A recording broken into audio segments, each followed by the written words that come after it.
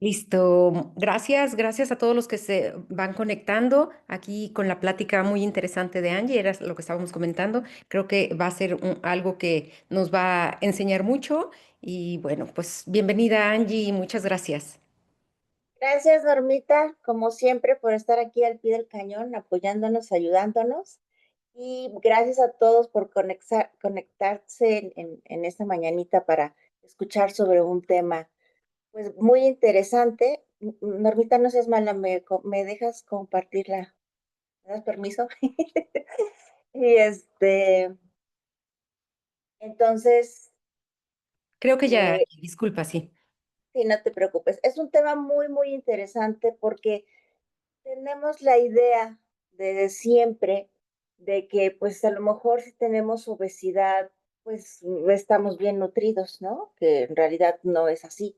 De hecho, de pequeños siempre, no sé si a ustedes les tocó que algún familiar cuando tuvieron a sus hijos les decían, es que está muy flaquito, tiene que estar gordito, tiene que estar cachetón, porque como que se tiene esa idea de que un niño gordito cachetón es un niño saludable, ¿no? Y crecemos con esa idea de que si estamos así, pues anemia no nos puede dar, ¿no? Porque si algo sobra, a lo mejor es la alimentación, tenemos una sobrealimentación y cuesta trabajo ver que es posible si la obesidad pueda generar o no este padecimiento como lo es la anemia.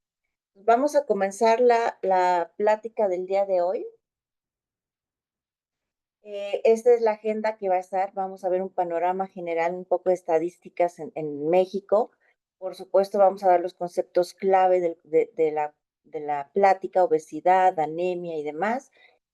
Vamos a hablar de esta relación que existe entre la obesidad y la anemia, porque es algo que sucede eh, en las personas que tienen este problema de salud. Y por supuesto, como siempre, las estrategias del tratamiento. ¿Qué podemos hacer nosotros para ayudarnos en este sentido? Entonces, pasando a los números, vamos a pasar a esta parte, ¿no? Entonces, de acuerdo a la encuesta del ENSANUD, que se hizo del 2020 al 2023, la prevalencia de la obesidad en los adultos es del 37.1%, ¿no? Hay otra fuente que es la del Instituto Nacional de Salud Pública y ese reporta una cifra cercana al casi el 37%, en el 36.9%. Entonces, pues básicamente se estima que más o menos el 36% de los adultos viven con obesidad, es decir, estamos hablando de un índice de masa corporal mayor a 30 kilogramos por metro cuadrado, ¿no? Que es la medida del IMC. Hay un diferencial, sí, entre el sexo. Las mujeres tienen una prevalencia del 40.2% versus el 30.5% en los hombres. Es decir, las mujeres tenemos más esta tendencia a desarrollar la obesidad.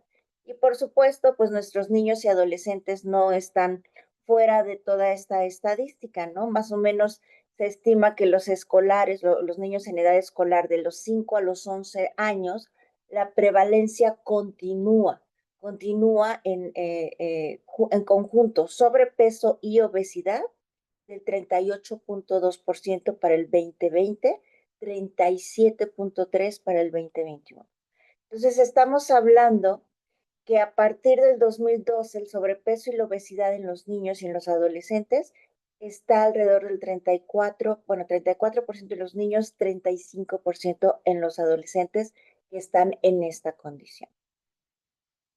Si ustedes ven esta gráfica a nivel global, aquí están todos bueno, muchos países enlistados. México está en segundo lugar, apenas por debajo de Estados Unidos. Somos este penúltimo, con el 24.2, apenas con una diferencia del 6.8%, pero 6.4% debajo de Estados Unidos, como se ve aquí en esta gráfica. Esta gráfica la obtuve por los datos de la OECD, ¿no? Bien, ahora, vamos a estos conceptos claros. Entonces, la obesidad, de acuerdo a la Organización Mundial de la Salud, se define como una acumulación excesiva de grasa, bueno, obviamente en el cuerpo, que puede ser perjudicial para nuestra salud. ¿Sí? Se considera obesidad cuando el índice de masa corporal, o sea, el IMC, es igual o superior al 30. El índice de masa corporal, nada más como un recordatorio, pues es igual, perdón, es una medida que relaciona el peso y la altura de la persona, ¿sí? En base o considerando el peso y la altura de la persona, se obtiene este índice de masa corporal. Y la obesidad hoy día es un problema de salud pública a nivel mundial, como lo vimos en la gráfica anterior, ¿no? Ahora, ¿qué características se tienen en este proceso de obesidad o en esta enfermedad de la obesidad?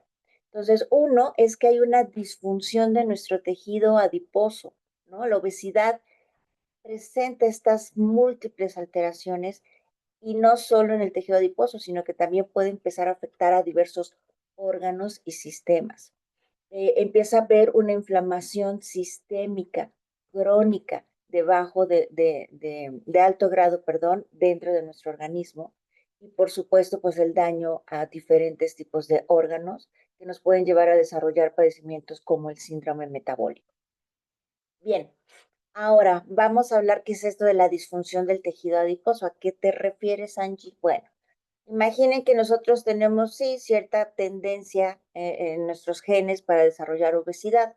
Y si a esto, acuérdense que la epigenética nos enseña que en nuestras manos está si ese gen se enciende o no se enciende. O sea, no es una excusa, ¿no? Entonces, si nosotros encendemos ese gen porque tenemos muy mal estilo de vida, mala alimentación, somos sedentarios, etcétera, fumamos, bebemos, etcétera, pues entonces, ¿qué es lo que va a pasar con nuestro tejido adiposo? El tejido adiposo está compuesto por unas células que se llaman adipocitos. Cuando empezamos a generar este tema del sobrepeso, empieza a ocurrir algo que se denomina hiperplasia de los adipocitos, es decir, empezamos a generar muchos adipocitos, empezamos a hacer muchos, muchos, muchos, muchos, del mismo tamaño todos, pero muchos hasta que llegamos a este punto en donde ya no podemos producir más.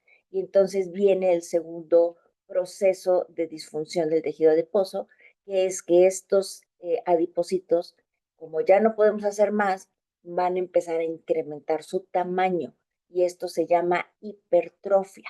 Aquí es cada uno de los adipocitos que generamos, empieza a crecer, a crecer, a crecer, a crecer y con eso pues obviamente el tejido graso que tenemos. Esto, imagínense que sucede a nivel abdominal, ¿no? Y entonces cuando empieza a haber este crecimiento de grasa entre nuestros órganos, pues nos podemos eh, conducir a desarrollar enfermedades cardiometabólicas, hígado graso, páncreas graso, alteraciones en nuestras arterias, en nuestro corazón. O sea, empezamos a generar problemas en nuestros órganos que nos pueden llevar a diferentes padecimientos dependiendo el orden de afectación de estos y puede generarnos varios y por eso se denomina también el síndrome metabólico. Recuerden que el síndrome metabólico es un conjunto de diferentes padecimientos que están pasando en el cuerpo al mismo tiempo. Ahora, eh, ya vimos lo que es la obesidad, vamos al tema que nos va a ir acercando a la anemia, ¿no? Entonces, ¿cuáles son las funciones vitales del hierro en nuestro cuerpo? Bueno, básicamente tenemos esta producción en sangre que es esencial para la síntesis de hemoglobina y mioglobina. Nosotros estamos utilizando el hierro para producir estas dos proteínas, una que va a estar circulando en sangre, que va a ser transportada por los eritrocitos, y la mioglobina que va a estar ya a nivel de tejido muscular, ¿no? Es muy importante porque se dan esta formación de proteínas que nos van a ayudar a transportar el oxígeno y a que se dé la maduración de nuestras células. Esto es sumamente importante. Bien, el segundo aspecto para lo que utilizamos el hierro es para madurar a las células. Es crucial en la maduración de nuestros eritrocitos y para desarrollar por completo a todos nuestros glóbulos rojos funcionales. Y finalmente, pues tiene mucho que ver en diferentes procesos químicos en el cuerpo. Participan en múltiples reacciones enzimáticas o de transporte de oxígeno a todos y cada uno de nuestros tejidos corporales. Entonces, el hierro es muy importante. No podemos tener una deficiencia de hierro porque empezamos a causar múltiples alteraciones en nuestro metabolismo. Ahora vamos a pasar a lo que es la anemia. Hay diferentes tipos de anemia, ¿no? Nosotros, más o menos en nuestra alimentación, necesitamos consumir de 10 a 15 miligramos de hierro al día, ¿sí? Y lo vamos a asimilar mucho más fácil en una forma que es la mioglobina, ¿sí? Esta mioglobina está presente en la carne. Si tú te acuerdas en la diapositiva anterior, te expliqué que el hierro va a conformar las proteínas hemoglobina y mioglobina. La mioglobina te comenté que se iba a los músculos, ¿no? Entonces es en la carne en donde nosotros vamos a encontrar este hierro en la forma de mioglobina y por lo tanto es mucho más fácil para nosotros transformar esa mioglobina que vamos a comer en la carne en el hierro que necesitamos en nuestro día a día, ¿sí? Bueno, eh, perdón. Entonces, hablando de los diferentes tipos de anemia, básicamente, bueno, antes de pasar esto no significa que los vegetales no nos den hierro. Sí, los vegetales también nos proporcionan hierro, pero tiene una forma diferente y le cuesta más trabajo al cuerpo asimilar el hierro a partir de los vegetales. Entonces, cuando una persona tiene estos regímenes de alimentación veganos, por ejemplo, pues son personas que constantemente o continuamente tienen que estar revisando sus niveles de hierro en sangre, sus niveles de vitamina B12 e incluso, bueno, el ácido fólico, ¿no? Que está ahí. Básicamente, en condiciones normales, nosotros podemos asimilar hasta el 10% del hierro que comemos. No lo asimilamos todo, más o menos ingerimos este 10%, y esto es en una persona en situación normal, ¿no? Entonces, ¿cuáles son los tipos de anemia? Tenemos la anemia ferropénica real. Esta nos habla de una deficiencia verdadera de hierro, es decir, que tenemos este vacío nutricional en cuanto a la cantidad de hierro que tenemos disponible, ¿no? En nuestra circulación, tanto en reservas corporales. Entonces tenemos este déficit absoluto. Sobre todo podemos tener también reservas de ferritina, que es la forma en la que lo almacenamos, disminuido también. Y obviamente, pues aquí esta anemia la puedes tratar fácil tomando hierro. Si tú tienes una deficiencia, pues si cubres la deficiencia, esta anemia puede corregirse. Pero tenemos la contraparte. A lo mejor aquí en este caso tenemos una anemia por inflamación o por enfermedad crónica. Esta es una deficiencia relativa, donde sí, no tenemos niveles de hierro, pero hay reservas, tenemos reservas guardadas en nuestras células de hierro. Simple y sencillamente no nos las están dejando disponibles, ¿no? Entonces, esta se conoce también, digo, anemia por padecimientos crónicos, y aquí el hierro es secuestrado. Vamos a poner este nombre. Hay unas células en nuestro cuerpo, los macrófagos, que van a secuestrar, que van a tener atrapado a este hierro, gracias a la acción de una hormona que voy a explicar más adelante. Y pues aquí ya necesitamos un tratamiento diferente. Aquí no se trata de dar hierro, porque el hierro está adentro de nuestras células, ¿no? Aquí lo que tenemos que hacer es tratar de raíz el padecimiento crónico que está causando esta inflamación adyacente, que hace que los macrófagos tengan secuestrado al hierro. Entonces, voy a explicarles brevemente y rápido cómo metabolizamos el hierro en el cuerpo para que podamos entender esta parte de, a ver, cómo es que si tengo hierro puedo tener anemia, ¿no? Que es lo que sucede mucho en este padecimiento de la obesidad. Entonces, en 5 pasitos vamos a ver rápidamente cómo es este proceso. El primer paso es la absorción del hierro. Obviamente nosotros comemos. El hierro que comemos lo vamos a encontrar en 2 formas: el hierro hemo y el hierro no hemo.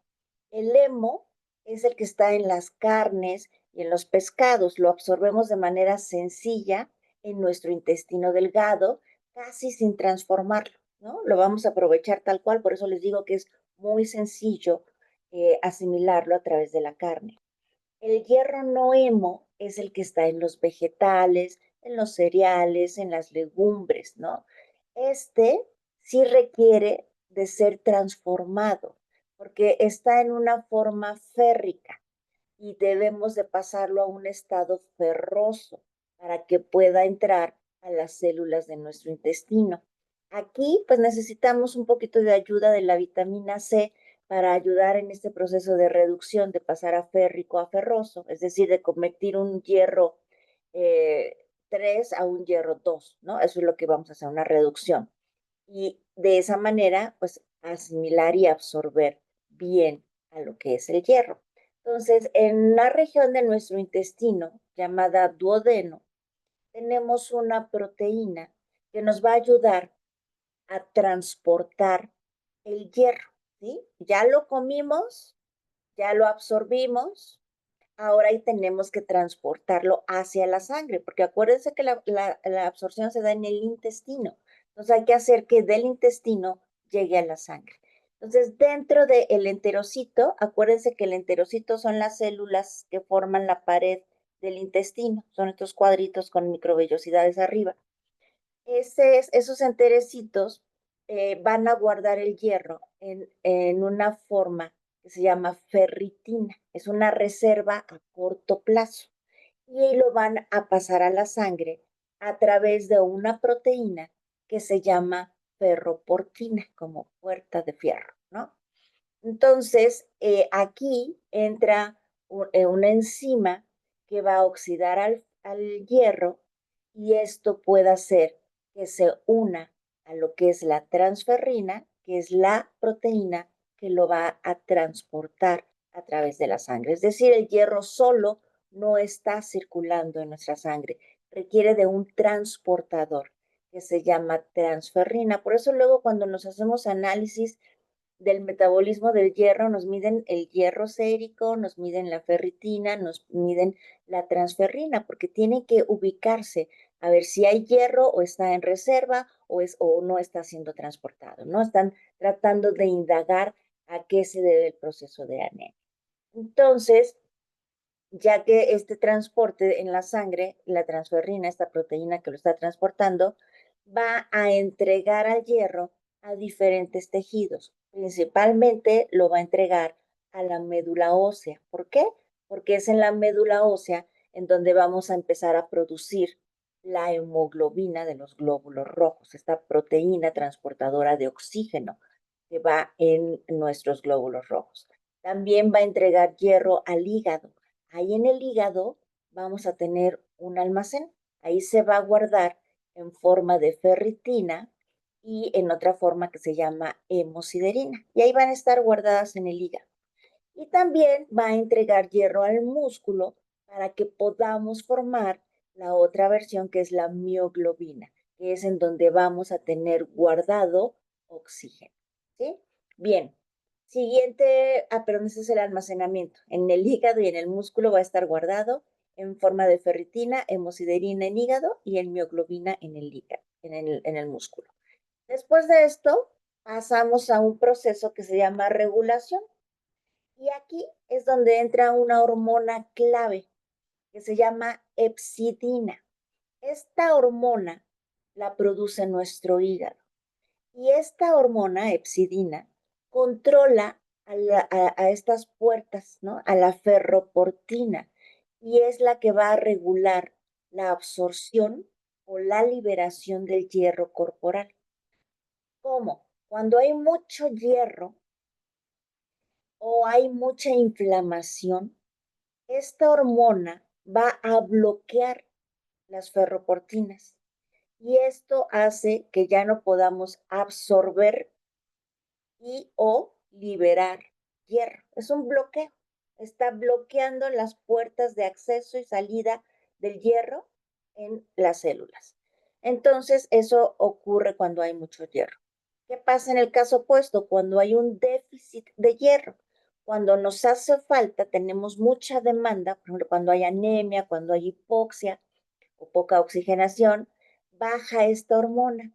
Y al bajar esta hormona epsidina, entonces estas puertas se abren para permitir el ingreso del hierro a nuestro cuerpo, ¿sí? De esta manera aumentamos la absorción y la liberación del hierro que está almacenado. Y finalmente, pues entramos a esta etapa del reciclaje. La mayor parte de nuestro hierro no va a estar de nuestra dieta, por eso solo absorbemos el 10%. Acuérdense que nuestro cuerpo, lo vimos cuando en la plática anterior del burnout, nuestro cuerpo está buscando o tiene mecanismos para ahorrar energía. Implica mucho gasto energético estar produciendo y haciendo todo este metabolismo de hierro desde cero siempre. Entonces, nosotros tenemos que reciclar nuestros glóbulos rojos viejos para poder obtener este hierro de ellos. Cada glóbulo rojo tiene un tiempo de vida, más o menos un glóbulo rojo vive 120 días.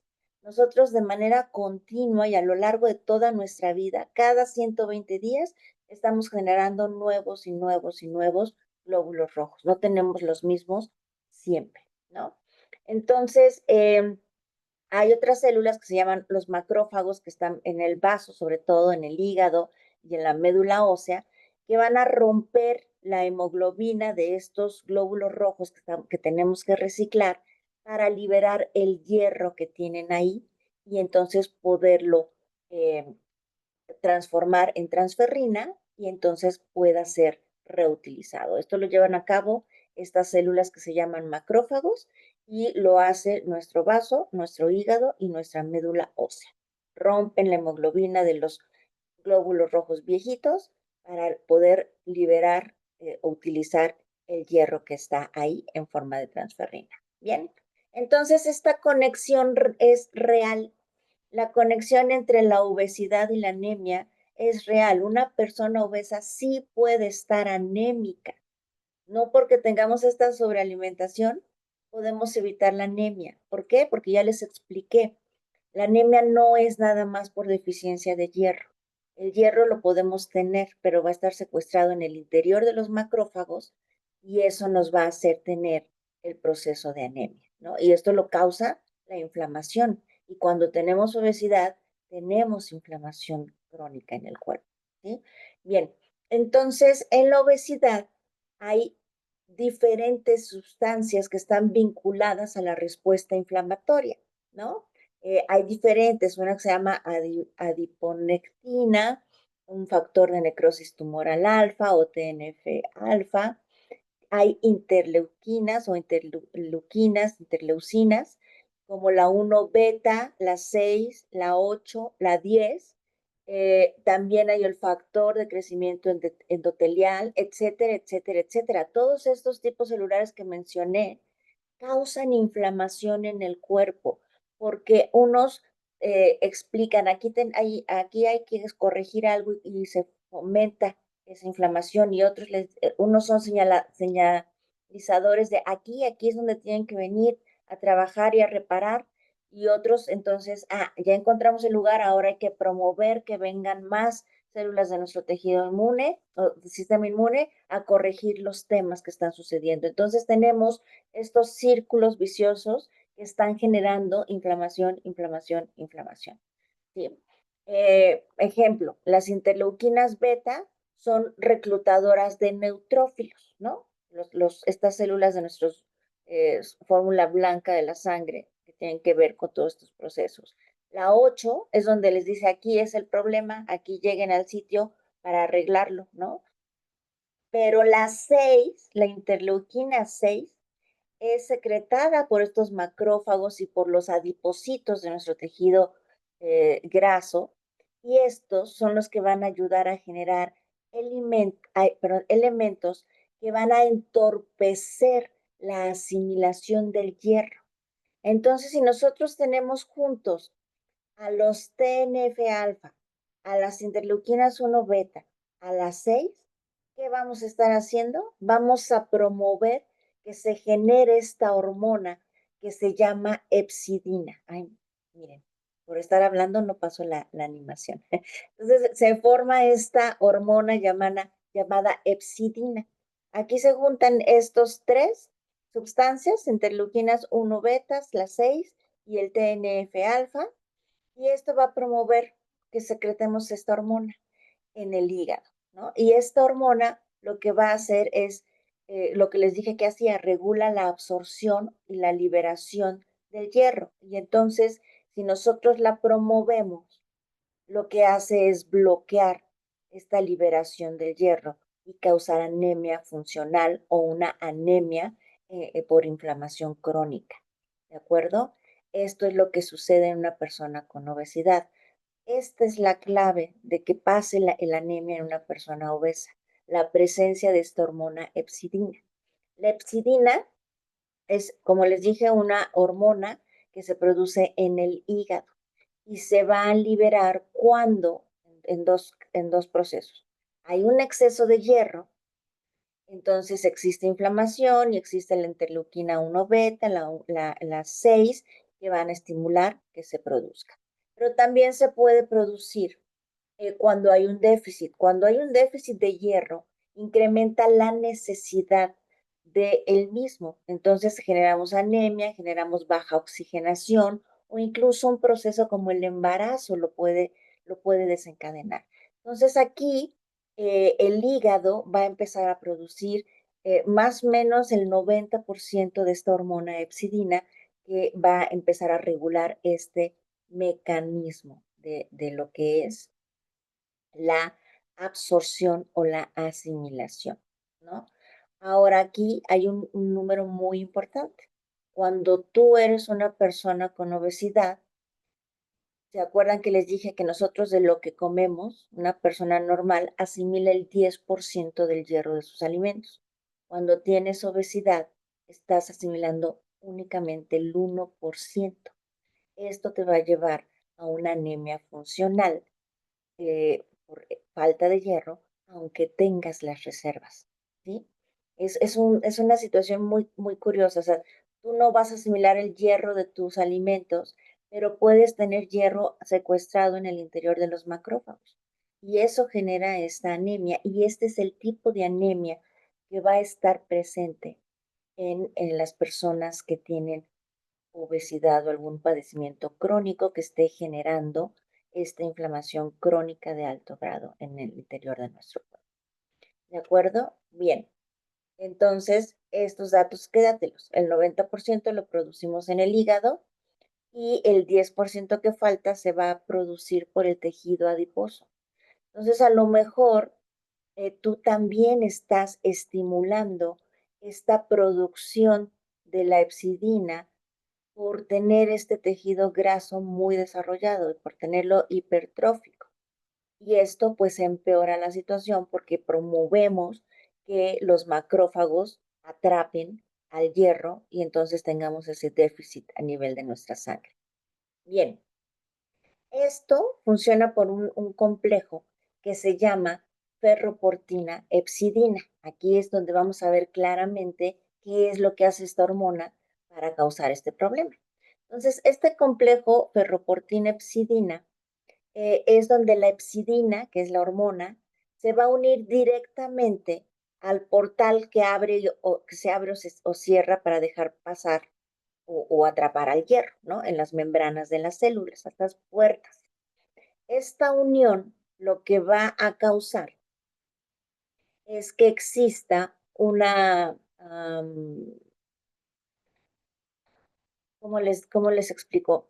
Va a hacer que el hierro quede atrapado dentro de la célula y no pase a la sangre, ¿sí? Esto es lo que causa la unión de la hormona a la puerta, la bloquea. Es el bloqueador de la puerta y entonces ese hierro se queda dentro de la célula y no es aprovechado, incluso puede ser degradado, es decir, descompuesto.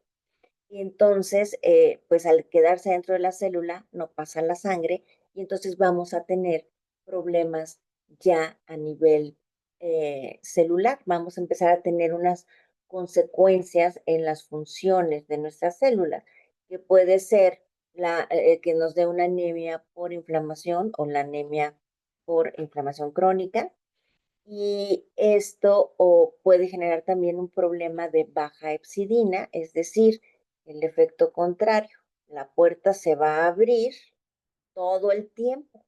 Y esto nos va a generar un exceso de hierro en la sangre. Esto es un proceso, es una acumulación patológica de hierro que se conoce como hemocromatosis. Entonces, si nosotros afectamos este eje ferroportina-epsidina, podemos o generarnos la anemia por la inflamación crónica o podemos causarnos una hemocromatosis, ¿de acuerdo? Es decir, o no tener hierro o tenerlo en exceso a hacer lo que sea tóxico, ¿de acuerdo? Todo esto pasa cuando hay una afectación en el eje ferroportina-epsidina. O nos baja el hierro en sangre o nos incrementa la cantidad de hierro en la misma, haciendo patológico esta cantidad de hierro. Bien, ahora, ¿qué podemos hacer? ¿Qué estrategias podemos aplicar para tratar de ayudarnos en este sentido si tenemos este problema? El enfoque, por supuesto, pues tiene que ser multidisciplinario. ¿Por qué? Porque tenemos diferentes cosas. Nosotros tenemos que identificar cuál es la causa para poder atacar el padecimiento desde el inicio, ¿sí? ¿Qué podemos hacer? Podemos hacernos estudios, medir una biometría hemática que te mide, por ejemplo, la cantidad de hemoglobina para que sepas cuánta tienes.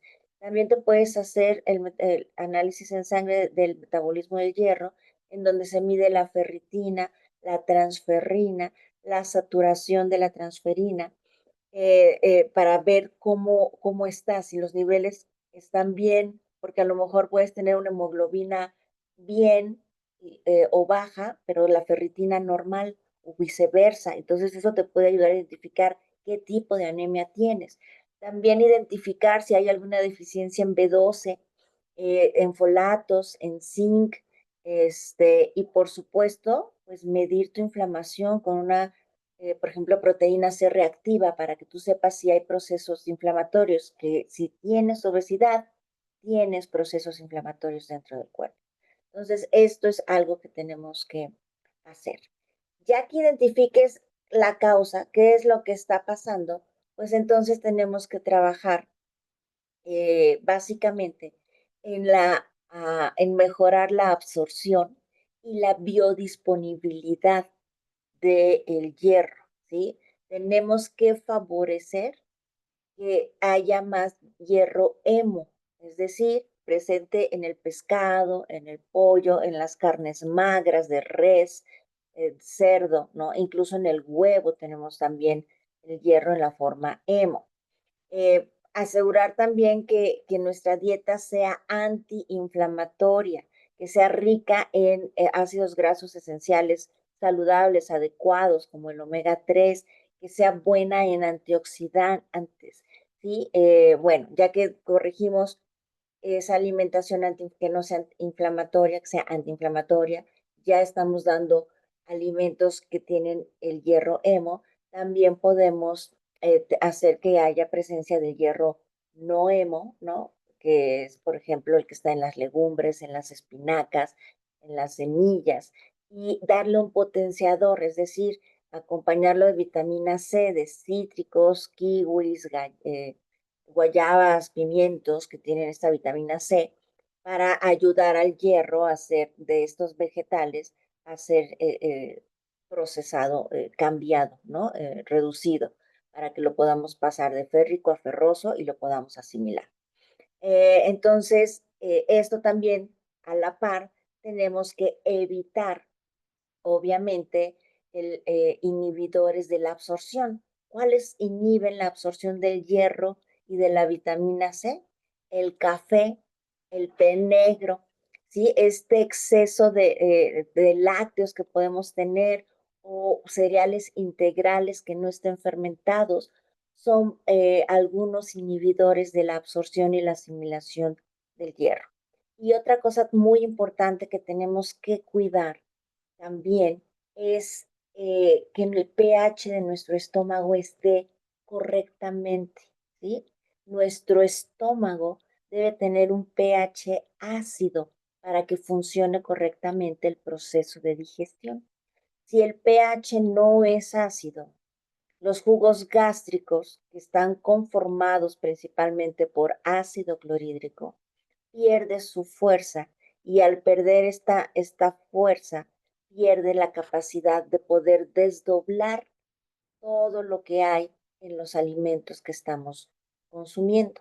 Entonces podemos no separar bien ciertas vitaminas, ciertos minerales y por lo tanto, pues afectar la asimilación y la absorción de todos estos, ¿no? Entonces, utiliza también esta parte de eh, suplementación, una suplementación personalizada. Tienes que corregir los déficits que pueda haber nutricionales, sobre todo los que tienen que ver con vitamina B12 y folatos. Estos los puedes encontrar pues, en fuentes animales, en leguminosas, en las verduras de hoja verde, sobre todo en las verdes intensas, más oscuras, y obviamente pues aprovechar y utilizar un suplemento para poder cubrir el requerimiento de estas vitaminas o minerales también, como son el zinc, el cobre que encontramos en semillas, nueces, mariscos, legumbres, la vitamina D, que la vamos a obtener en alimentos, pero la vamos a activar con el sol, al exponernos al sol. Si tú no te pones al sol, tienes entonces que suplementarte, porque aunque la comas, no la vas a activar si no te asoleas. Entonces, si tú no tienes tiempo de darte 10, 15 minutos al sol, ¿no? En los horarios donde el sol está, pues mejor, en los que te dicen que no es bueno solearte porque te va a dar cáncer de piel, ¿no? Si tú no te asoleas 10, 15 minutos en ese horario, no vas a activar la vitamina D de lo que estás comiendo. Entonces necesitas ahí sí suplementarte, consumirla en su forma activa, porque si no te vas a solear y tomas solo vitamina D, es lo mismo, no la vas a activar. Consúmela ya activa. ¿Cuál es la forma activa de la vitamina D? La D3. Esa es la forma adecuada de consumirla a través de un suplemento. Obviamente, pues tenemos que tener la certeza de que hay vitamina C presente en nuestra alimentación para que podamos pues aprovechar bien el hierro que venga en los alimentos o con el que nos estemos suplementando. Entonces, en este caso, de lo que nosotros tenemos, que nos funciona. Pues por supuesto el multivitamínico. En el multivitamínico tenemos la presencia de todo lo que acabo de mencionar. Está la vitamina C, la B2, están los folatos, está todo lo que acabo de mencionar en el multivitamínico que está ahí. Necesitamos omega 3 y necesitamos un antioxidante que es la astaxantina. Entonces tú consume el Wellness Pack y estás dándole nutricionalmente hablando al cuerpo lo que necesita para evitar este tema. Utiliza también la malteada Natural Balance porque esa contiene todos los aminoácidos esenciales y entonces eso asegura que tengas todo el aporte de aminoácidos que requerimos día con día. Y extra, nada más, pues consíguete una buena vitamina D, búscala en la versión vitamina D3 y te recomiendo que esté acompañada de otra que se llama K2. Siempre que vayas a consumir un suplemento de vitamina D, búscalo en esta forma, D3 más K2, porque de esa manera eh, vas a evitar que el calcio que puedas estar consumiendo se empiece a depositar en un lugar que no sea el hueso, es decir, en alguna arteria coronaria o en algún vaso sanguíneo o en un lugar en donde no necesitamos que se empiece a depositar el calcio. Nosotros necesitamos que el calcio se vaya a los huesos. Entonces, acompáñalo siempre de la K2 para que esa K2 junto con la D3 lleven el calcio hacia tus huesos. Hay que priorizar, por supuesto, y quiero hacer énfasis en esto, tenemos que priorizar el control de la inflamación y, por supuesto, la pérdida de peso para que esto suceda. Si tú no pierdes peso, difícilmente vas a poder quitarte esa inflamación crónica que te está llevando a generar este problema de anemia, ¿no? Bien, eh, trabaja entonces tu estilo de vida, haz ejercicio regular, duerme adecuadamente, hidrátate correctamente, aprende a manejar tu estrés, porque el estrés también nos puede ayudar a estar subiendo de peso, ¿no? Tu alimentación debe ser, como mencioné, antiinflamatoria para que no tengas esta parte, ¿no? Ahí dándote lata, ¿no? Tienes que perder grasa visceral para que pierdas esta inflamación. Y la alimentación, alimentos que no causan inflamación. ¿Qué alimentos inflaman? Por ejemplo, aquellos altos en omega 6, como los aceites vegetales de canola, de soya, de girasol, de cártamo. Estos aceites vegetales tienen un alto contenido de omega 6 y el omega 6 es proinflamatorio. Por eso siempre recomendamos cocinar con aceites como el de aguacate, el de coco, la mantequilla, mantequilla clarificada o ghee, e incluso la manteca, porque tienen una menor cantidad de omega 6. Ojo, si tienes obesidad, la manteca no es para ti. A mí hay quienes la recomiendan sin ningún problema, porque es una grasa buena, sí, pero a mí no me gusta en lo personal, esto ya es una idea mía, dársela a personas que tienen procesos de inflamación. Yo prefiero quitar la inflamación y entonces ya puedes usar tu manteca cuando ya no tengas inflamación, ¿no? Entonces, este tipo de grasas causan inflamación, las ricas en omega 6. Tenemos que consumir las que tienen poquito y con la ingesta de omega 3 que nosotros tenemos, vamos a neutralizar la inflamación de las 6, porque el omega 3 es antiinflamatorio.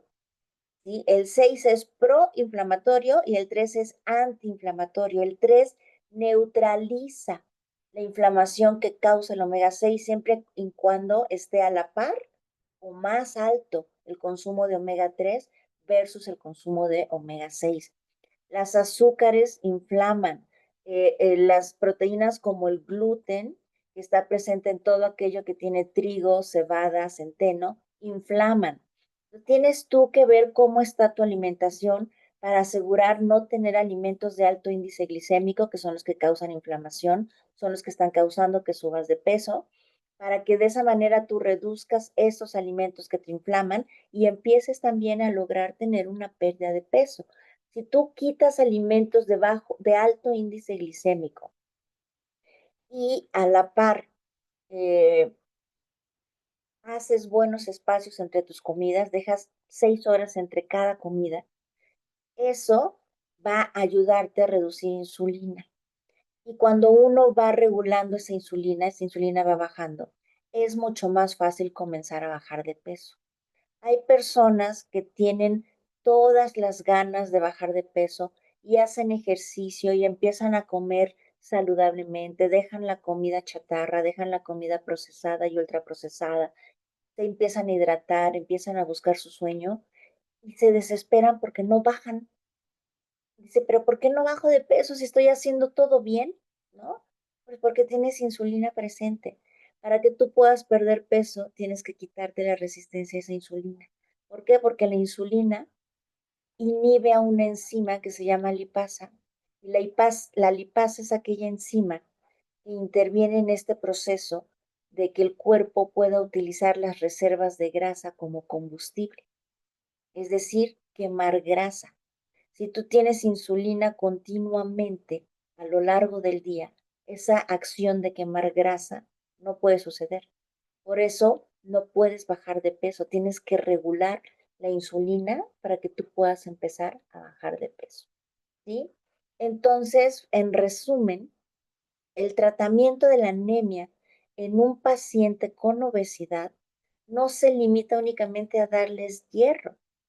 Aquí lo que implica o lo que tenemos que hacer es corregir la inflamación crónica que está bloqueando la disponibilidad del hierro. Probablemente sí lo tengas, pero está atrapado adentro de las células y no puede salir. Por eso tienes la anemia.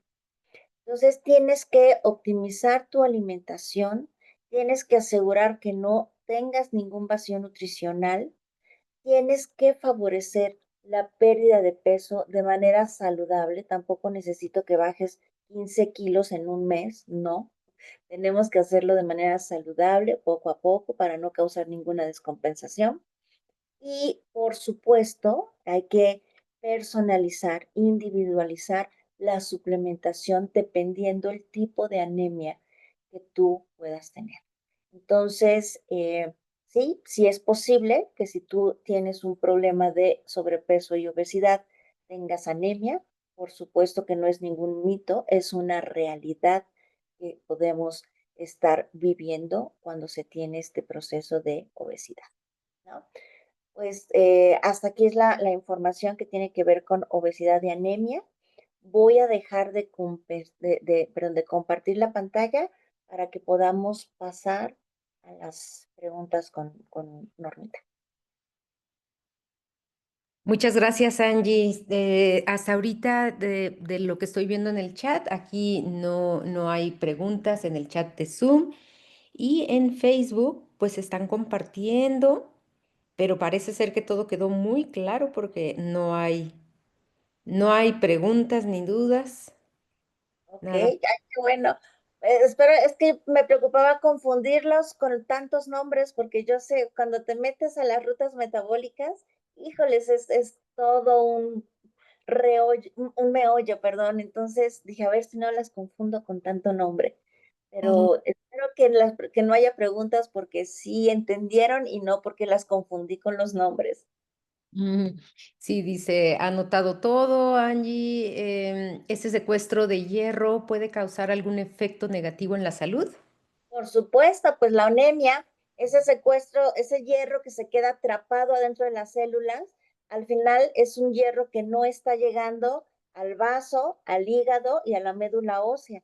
Entonces te va a disminuir la producción de hemoglobina, que es la proteína que va pegada en los glóbulos rojos para transportar el oxígeno. Entonces vas a tener la anemia, vas a tener una baja oxigenación y vas a tener poca maduración incluso de tus glóbulos rojos. Yo les dije que este hierro tiene mucho que ver en el proceso de maduración de nuestras células sanguíneas.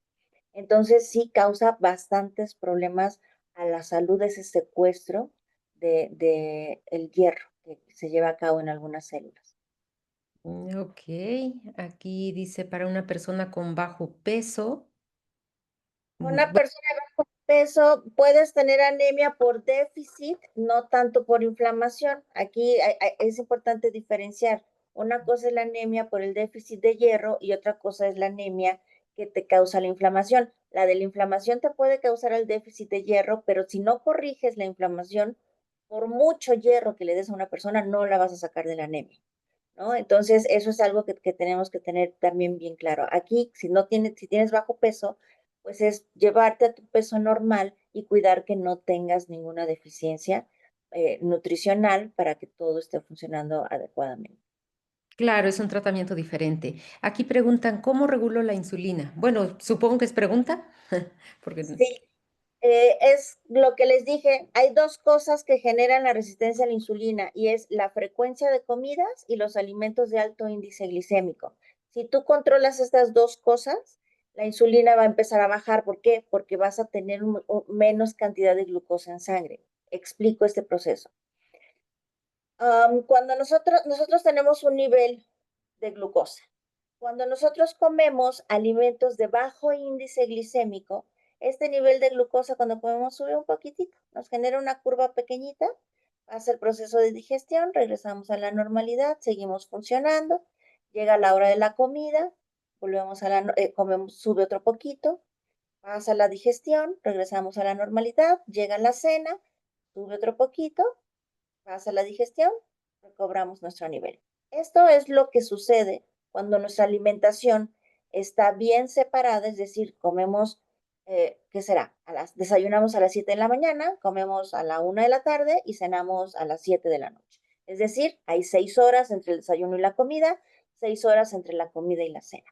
¿Qué pasa cuando haces colaciones? Aunque tengas alimentos de bajo índice glicémico, si tú comes colaciones, es decir, comes 5 veces al día, llega el desayuno, subes tu curvita, no mucho porque tienes alimentos de bajo índice glicémico, pero todavía no está bajando, todavía no llegas a la normalidad, todavía está aquí. Cuando ya vuelves a comer, y entonces más, en vez de bajar y normalizarse, sube otro poquito. Y entonces apenas empieza a bajar, todavía no llega a la normalidad y vuelves a comer y entonces vuelve a subir. Esto significa que nunca llegamos a un nivel adecuado de glucosa y esto obliga a tu cuerpo a tener insulina todo el tiempo, porque cuando la glucosa está presente en la sangre, la insulina también. Entonces, eso pasa si comes 5 veces al día, aunque sean alimentos saludables de bajo índice glicémico. Hay presencia de azúcar. Ahora, ¿qué pasa si tú dices, ok, como 3 veces al día, dejo 6 horas, pero no le pones atención al tipo de alimentos y comes alimentos de alto índice glicémico? Amaneces así, desayunas tu desayuno con alimentos de alto índice glicémico y la curva se va acá, ¿no? Porque eso hacen los alimentos de índice glicémico, generan una curva muy grande. Y entonces empieza la digestión, empieza a bajar, pero como fue mucho, pasan las 6 horas y todavía tienes, y llega la comida y vuelves a echarle algo de alto índice glicémico y otra vez se va para arriba. Y entonces le cuesta, pueden pasar esas 6 horas y tú vas a seguir procesando la comida. Y ya pasaron las 6 horas y viene la cena y otra vez, ¡pum! Entonces, esto genera presencia de glucosa en sangre y eso genera presencia de insulina, porque la insulina es el transportador de la glucosa. No puede haber glucosa sin insulina en la sangre. Cuando hay glucosa en la sangre, el cerebro en automático le dice al páncreas, ponte a producir insulina porque tenemos que meter esa glucosa a las células. No puede quedarse circulando en la sangre. Entonces, el páncreas empieza a generar insulina y suceden dos cosas. Una, las células se cansan de la presencia de insulina. Aquí la exposición nos lleva a o genera la resistencia, es decir, nos pasa a nosotros.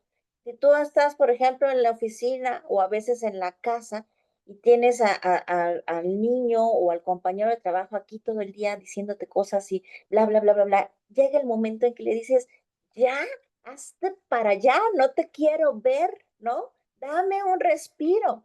Dame 5 minutos, dame 10 minutos, dame lo que sea, hazte a un lado. Eso le puede pasar a las células ante la continua presencia de insulina.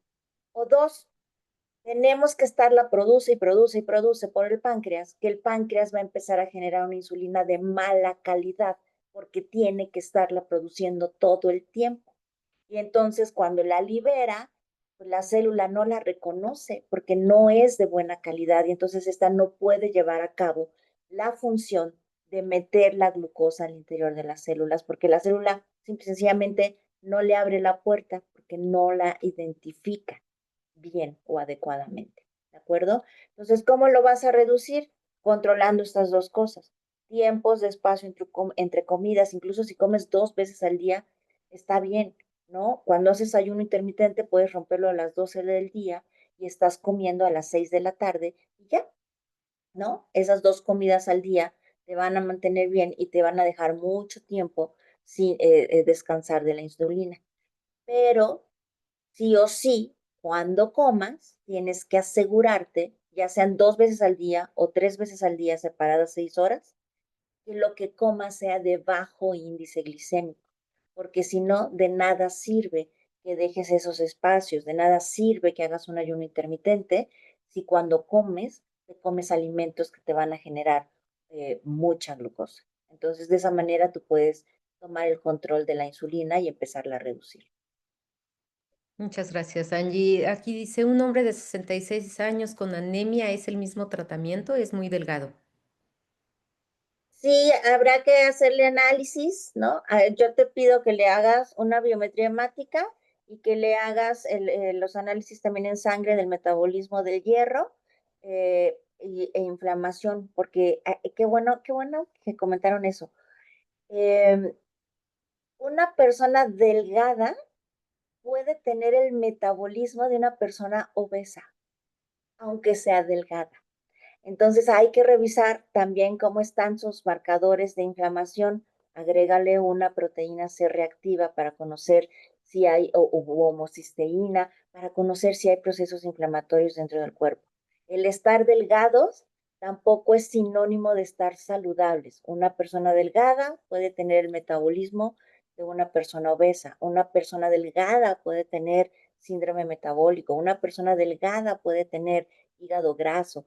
Entonces, hay que revisar todo lo que puede estar pasando para ver qué es lo que le está produciendo esta anemia. Entonces, hazle estos análisis Y si quieres, pues contáctame, les doy una consulta, les interpreto los análisis e identificamos a qué se debe para que de esa manera, pues podamos darle un tratamiento correcto, adecuado y pueda salir. Si es déficit nutricional, pues con cubrir el régimen nutricional va a ser suficiente, pero si no es así, si es otra cosa, pues hay que atacar lo que le está originando. Acuérdense que eh, eh, si tú abordas el padecimiento desde aquello que lo está originando, es el momento o es cuando puedes corregir el padecimiento. Si tú nada más das por dar algún medicamento, algún suplemento, pues a lo mejor mientras lo tomes vas a estar bien, pero en cuanto lo dejes vas a regresar al padecimiento porque no lo corregiste de raíz. Ok. Otra duda, dice, me esfuerzo en bajar, tengo obesidad y me dan dietas, pero el programa es solo que puedo tomar agua por la noche porque soy vendedora, camino todo el día y tengo insuficiencia urinaria, bajo y subo, estoy entre 85 y 100, pero no bajo más. Ok, pues es lo mismo. Tendría yo que mandarte unos análisis, revisar tu caso ya en particular para ver cuál es la razón por la que no estás bajando de peso y lo que está causando los problemas aledaños al estilo de vida que tienes. Ujú, te están agradeciendo aquí el doctor Rosendo. Eh, dice, ¿la neutropenia entra en este proceso?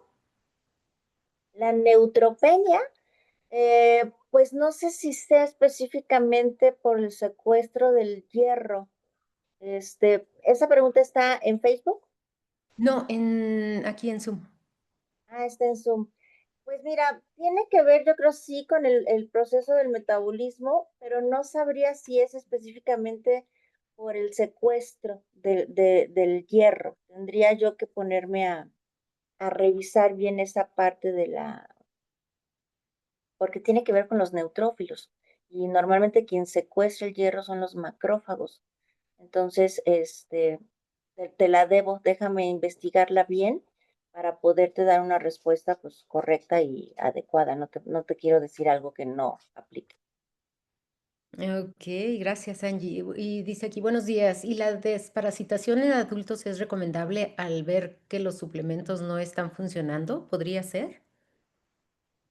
La desparasitación, cuando los suplementos no funcionan, hay que revisar diferentes cosas. Sí puede, si tienes un parásito, el parásito sí puede estarse robando el nutriente que le estás dando al suplemento. Al final del día, el parásito lo que hace es robarnos estos nutrientes a nosotros. Pero también revisa si tu suplementación, tu intestino, si el intestino, si el pH de tu estómago no es correcto, tu intestino no está en buenas condiciones, esto puede causar que no estés absorbiendo el nutriente, aunque se lo estés dando. Tienes que revisar cómo están tu intestino, tu microbiota y el pH de tu estómago. Si tú tienes la certeza de que tu sistema digestivo está funcionando adecuadamente, entonces, pues aquí habría que ver entonces el origen del suplemento. ¿Cuál es la razón que no lo estás asimilando? ¿Es biodisponible? ¿No es biodisponible? Pero me voy primero a revisar el estado del sistema digestivo porque en México la alimentación que llevamos favorece mucho que no tengamos una adecuada mucosa intestinal y una adecuada microbiota. Entonces, yo primero vería que no tengas temas con el pH de tu estómago, que te asegures que sea ácido, que no tengas ningún proceso de gastritis, colitis, inflamación, distensión, o sea, que funcione bien tu proceso digestivo.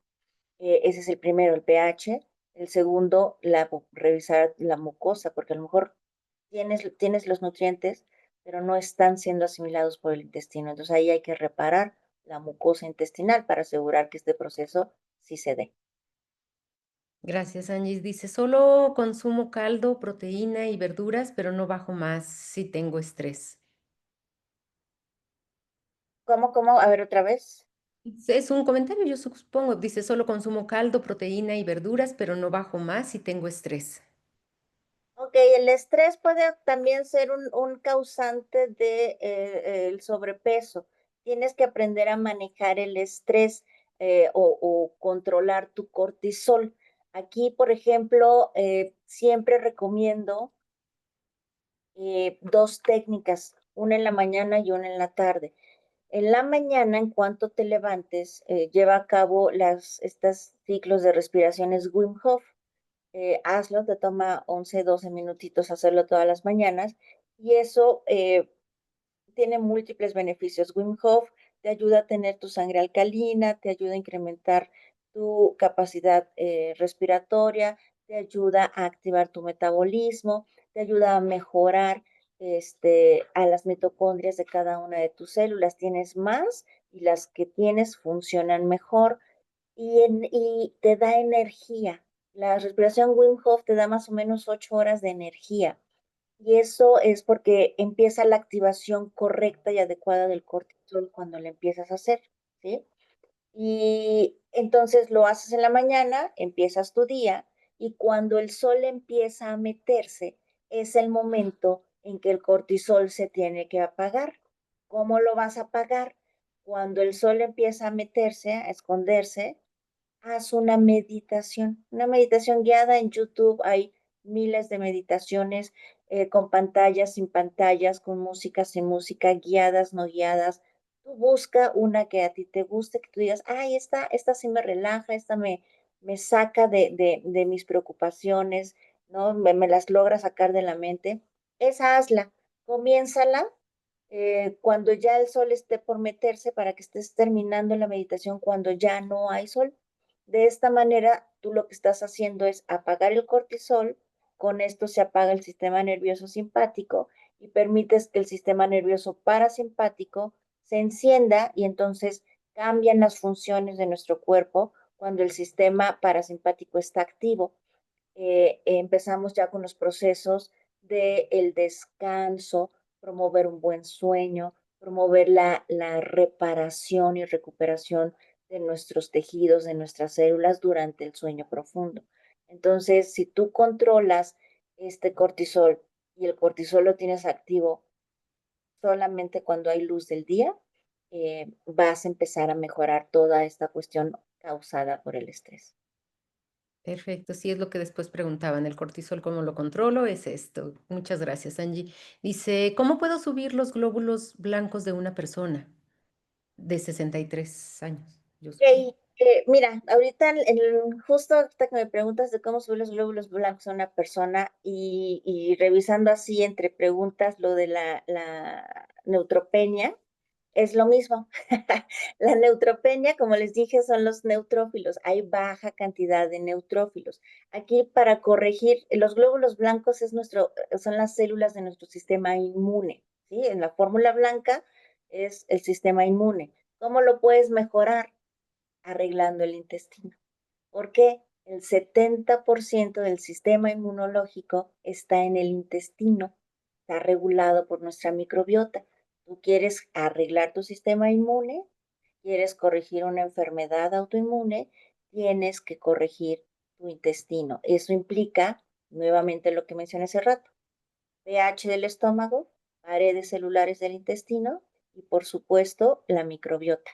Ya que corregiste esas tres cosas, ya que están en control, entonces ya le puedes dar un boost al sistema inmune dándole las vitaminas y minerales específicos para fortalecerlo, ¿no? Ahí es cuestión también de hacer un plan personalizado para ayudar a estas personas a mejorar su sistema inmune. Esto implica o está también la parte de la neutropenia.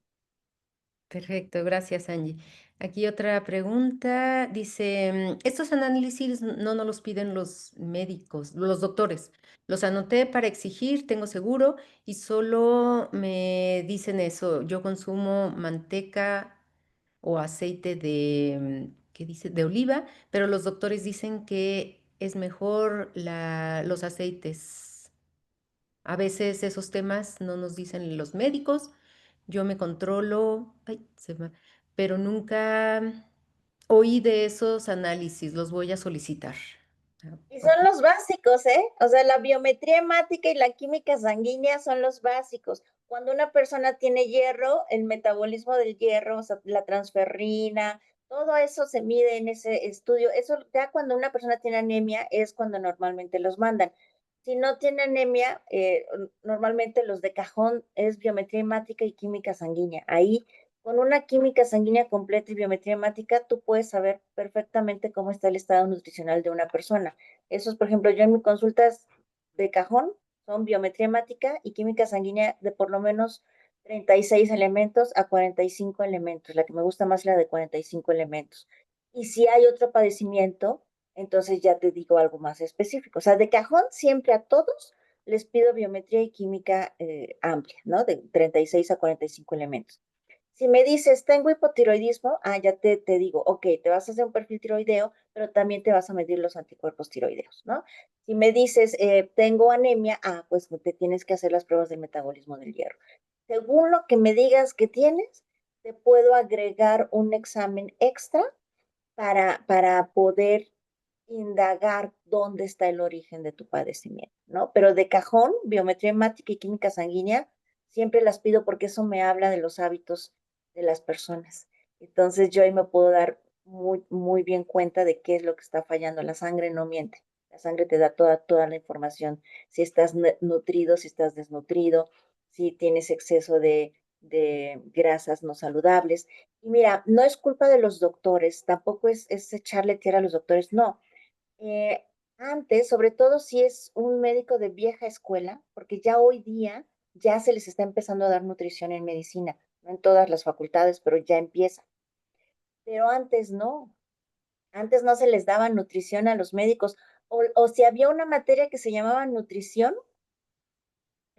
era una materia en toda su fila de materias y no era nutrición como tal, era nada más decirles cuáles son los carbohidratos, proteínas, grasas, ¿no? Que son los macronutrientes y los micronutrientes son los vitaminas, minerales, bla, bla, bla, ¿no? Antioxidantes y demás.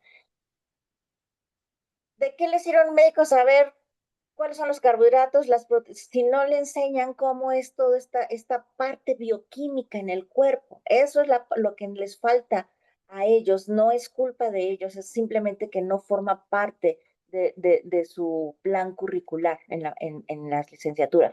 Hoy día ya hay universidades que lo están metiendo para que tengan un poquito más de información. Ahora, un médico, sobre todo vieja escuela, te puede estar hablando de las grasas saturadas e insaturadas. Esa clasificación ya hoy día no se utiliza. Hoy día estamos más en base a la cantidad del omega 6 que inflama contra los que no inflaman. Entonces, todos los que sí inflaman son canola, soya, cártamo, girasol, ah, no sé cuál otros vegetales exista. Los que tienen menos cantidad de omega 6 son aguacate, son coco, aceite de oliva, pero ese debe comerse en frío porque si lo calientas a más de algunos hasta 180 grados, lo desnaturalizas y entonces ya no es beneficioso. La mantequilla, pero mantequilla de origen animal, no margarinas. Son las grasas que tienen menos omega 6. Sí tienen omega 6, no te voy a mentir. Estos cuatro aceites que yo te acabo de decir sí tienen omega 6, pero tienen menos comparado con los primeros que mencioné. Entonces, al tener menos, es mucho más fácil para nosotros con la alimentación o un suplemento equipararlo de omega 3 o neutralizarlo con omega 3.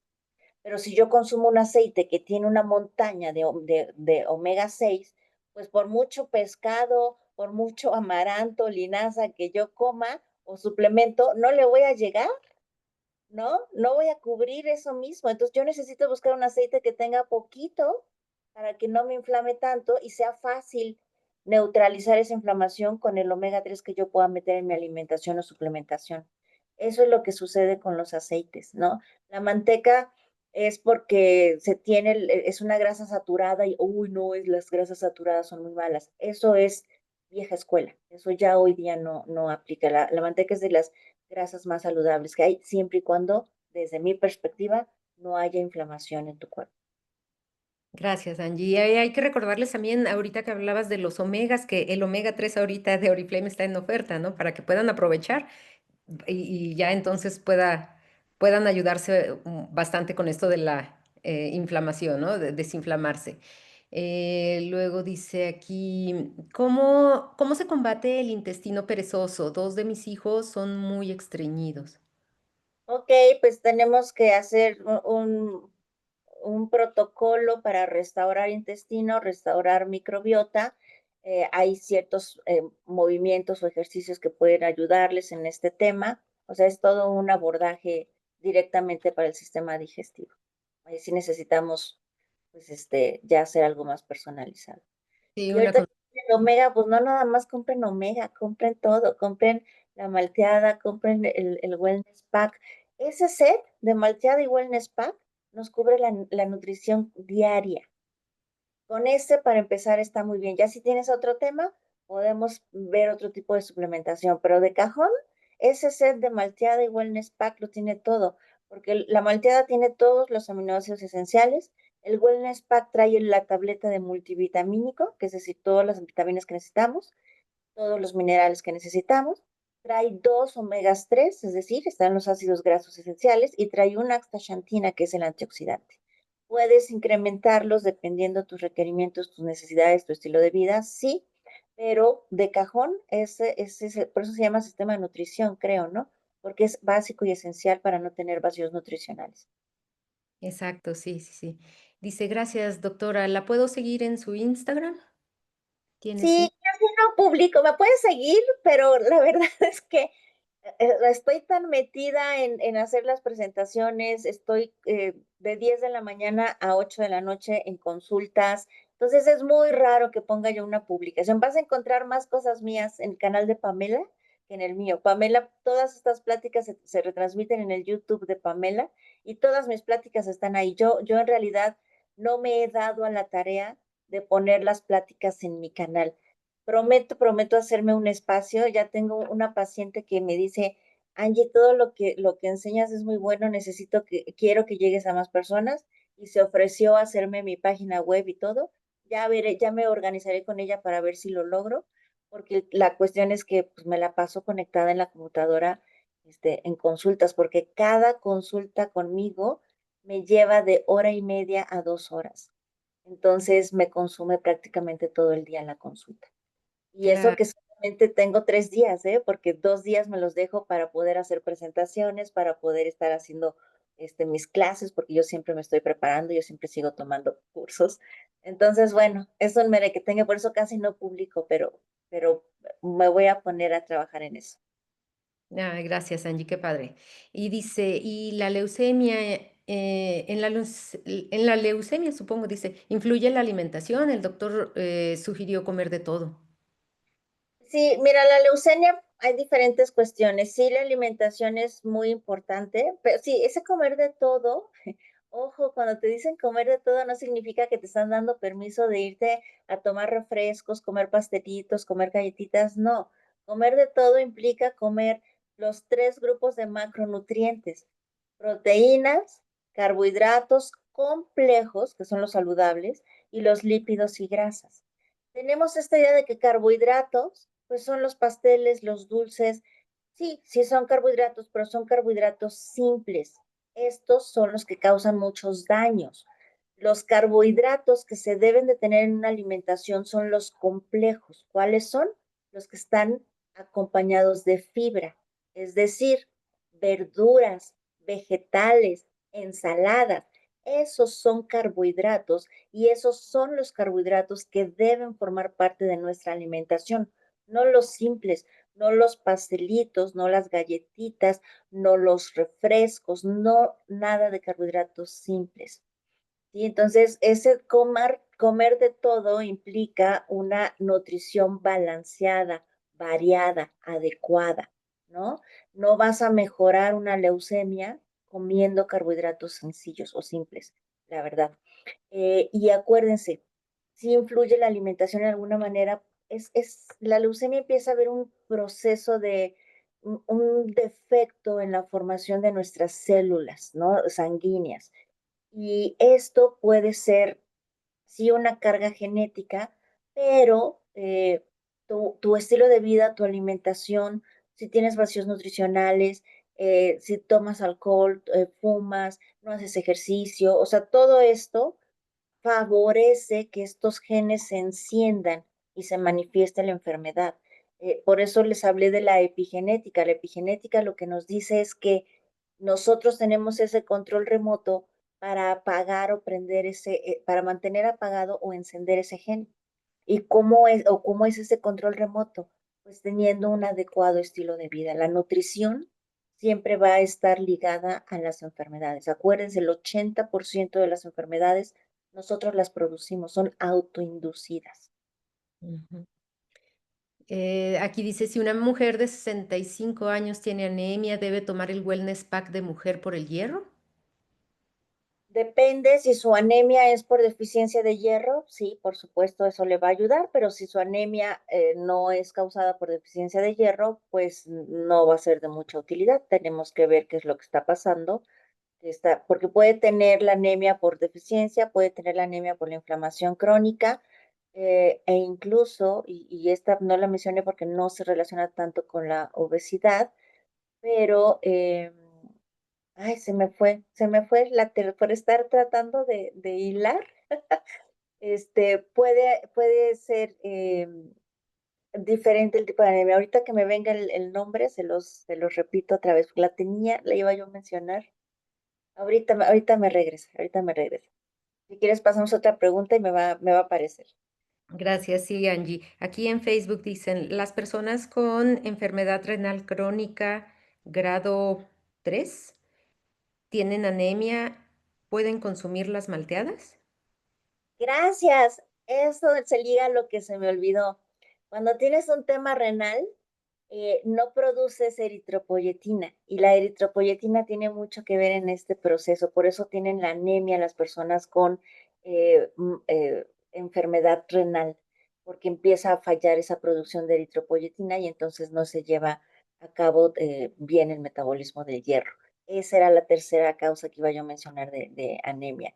Gracias, gracias, eso me recordó. Entonces ahí pues hay que trabajar esa parte para pues ver, solucionar. Hay veces que se les da a las personas eritropoyetina para poder empezar a asimilar el hierro y quitarse esa anemia, pero ahí ya es una acción diferente, aunque pues también hay proceso inflamatorio en un daño renal, ¿no? La malteada se puede tomar, mira, en enfermedad renal, híjoles, yo sí soy muy específica. De hecho, hay veces que no siempre atiendo. Yo puedo atender, eh, he atendido a una sola persona en la etapa 3, pero en la etapa 3A. Ya más allá, yo no atiendo personas con enfermedad renal, ya las refiero directamente con una nefróloga que también utiliza los suplementos de Oriflame, porque ahí ya las cuestiones son mucho más delicadas. Entonces, eh, ya en enfermedad renal en etapa 3 pues yo sí ya te paso el contacto de la doctora Yolanda, que es una nefróloga. Sí trabaja ella con los suplementos de wellness, pero ya necesitas una atención diferente. Ya es algo mucho más especializado. Ok, Angie, gracias. Dice, tengo artritis reumatoide, tomo un omega 3, pero no me funciona. Siempre ando con mucho dolor e inflamación. E inflación. Bueno, inflamación supongo. Habría que revisar pues el estado del intestino. Bueno, digo, quiero creer que la inflamación es abdominal, ¿no? Es en el estómago, distensión y demás. Entonces hay que revisar si tienes, a las alteraciones de la microbiota pueden ser dos. Una que se llama disbiosis, que es el desequilibrio de la microbiota, o puede ser SIBO. SIBO es un sobrecrecimiento, es decir, ya te pasaste de probióticos. Y ambos casos causan temas en la salud, tanto el que haya desequilibrio, que te haga falta buena, si te pasas, ¿no? Porque yo de repente recibí una persona con SIBO y pues ya después supe que el tema era que pues ella lleva años tomando diario un probiótico de, no sé, 80 o 100 billones de cepas con 40 diferentes tipos de cepas. Entonces ella ya lo que tenía era un sobrecrecimiento de microbiota. Entonces hay que revisar qué es lo que está pasando para entender qué es lo que está sucediendo. También hay ciertos alimentos que causan estos problemas a las personas. Si es una intolerancia alimenticia, tienes esta inflamación. Entonces hay que identificar a qué se debe eso. Como se los mencioné, hay que llegar al origen del padecimiento para poder corregir pues, los padecimientos. Sí, es correcto. Yo no sabía que podía haber lo contrario del, en el intestino. Aquí dice, ¿alguna recomendación para controlar el estrés? Bueno, lo que nos habías dicho, ¿no? Lo de las respiraciones y la meditación, bueno, respiraciones en la mañana y meditación en la tarde. Em, ¿Qué más? No, pues gracias, gracias. Te dan las gracias. ¿Cuál es el número telefónico de Angie? Para tus consultas, Angie. Ok, ¿le puedes pedir el número a la persona que te invitó a la charla? O bien, nada más que yo siempre les voy a pedir su número de socio para asegurarme que ya están con alguien que los invitó. El teléfono es 722-126-3014. Por favor, no marquen, no puedo contestar porque normalmente estoy en consulta. Mándenme un mensaje y entre mis espacios de consulta yo contesto, porque luego está suena y el teléfono y yo no puedo contestarles porque estoy atendiendo a una persona en ese momento. Entonces, solo mándenme el mensaje y vamos agendando la consulta, pero tengan su número de socio a la mano porque siempre me aseguro de darle consulta ya a alguien que esté registrado en Oriflame. Bueno, con Perfecto. el precio que le doy a Oriflame, ¿no? Claro, sí, muchísimas gracias, Angie. Creo que, bueno, por Facebook creo que ya son todas las preguntas y aquí hubo otra. Dice, por favor, explícame otra vez el protocolo del intestino perezoso. Tiene que ir al gastroenterólogo, bueno, gastroenterología. Ay, ya se me borró eso. Ven Y con un médico funcional o ven conmigo, yo soy nutriólogo clínico, nutriólogo funcional y biólogo. Puedo ayudarte con ese tema, pero sí lo haría en una consulta. De hecho, sí ya estoy así como que lista para salirme porque a las 11 tengo consulta.